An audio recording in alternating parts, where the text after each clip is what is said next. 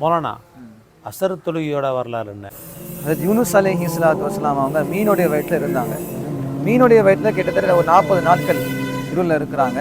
அப்போ யூனுஸ் அலைஹிஸ்ஸலாத்து வஸ்ஸலாம் அவங்க அல்லாஹ்விடத்தில் ஒரு துவா ஓதுறாங்க, லா இலாஹ இல்லா அன்த சுப்ஹானக இன்னி குன்து மினல் ஸாலிமீன். இந்த திக்ர் அல்லாஹ்வுக்கு பிடிச்சு போச்சு, ரொம்ப பிடிச்சு போச்சு. எனவே அல்லாஹ் தஆலா யூனுஸ் அலைஹிஸ்ஸலாத்து வஸ்ஸலாம் அவங்கள மீனுடைய வயிற்றிலிருந்து அல்லாஹ் தஆலா அவர்களை வெளியேற்றிட்டான். வெளியேற்றினால அந்த வெளியேற்றப்பட்ட அந்த நேரம் இருக்குதா இல்லைங்களா, அதுதான் அஸ்ருடைய நேரமாக இருக்குது.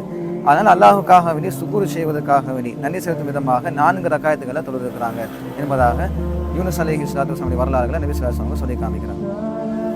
மௌலானா மஹ்ரிப் தொழுகையோட வரலாறு சொல்லி கேட்டால் மஹ்ரிப் தொழுகை எப்படி உருவாச்சு அப்படின்னா, மரியம் அலைஹிஸ்ஸலாத்து வஸ்ஸலாம் அவர்களையும் ஈசா அலைஹிஸ்ஸலாத்து வஸ்ஸலாம் அவர்களையும் 2 குற்றச்சாட்டுகள் வச்சாங்க நசாராக்கள். என்னன்னு சொல்லி கேட்டால், மரியம் அலைஹிஸ்ஸலாத்து வஸ்ஸலாம் அவர்களையும் அல்லாஹுடைய மனைவி என்றும், ஈசா அலைஹிஸ்ஸலாத்து வஸ்ஸலாம் அவர்களை அல்லாஹுடைய மகன் என்றும் இந்த மாதிரி 2 குற்றச்சாட்டு வச்சதுனால 2 பேரும் வருத்தப்பட்டிருந்தாங்க.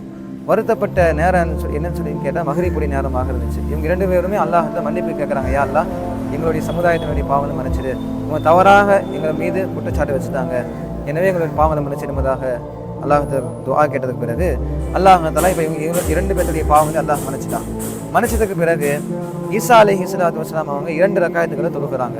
மரியம் அலைஹிஸ்ஸலாத்து வஸ்ஸலாம் அவங்க 1 ரக்காயத் தொழுகிறாங்க. அந்த 2 பேரும் தொழுகக்கூடிய நேரம் மஹ்ரிபுடைய நேரமாக இருந்துச்சு.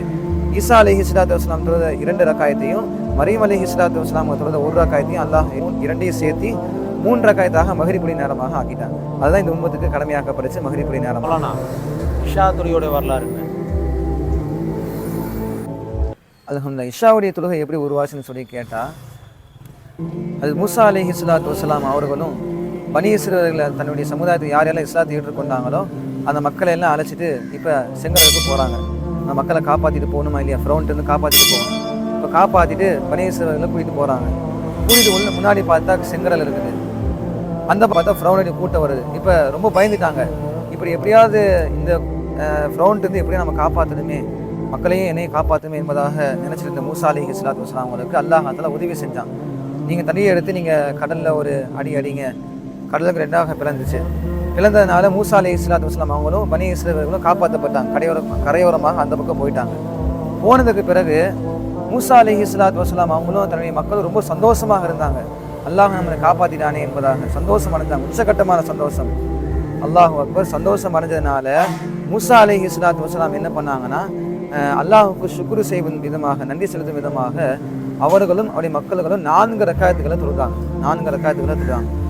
அந்த தொழுகையை தான் அல்லாஹ் தஆலா இந்த உம்மத்துக்கு இஷாவுடைய தொழுகையாக அல்லாஹ் தஆலா மாற்றி இந்த உம்மத்துக்கு கடமையாக்கப்பட்டுச்சு என்பதாக வரலாறுகள். அல்ஹம்துலில்லாஹ்.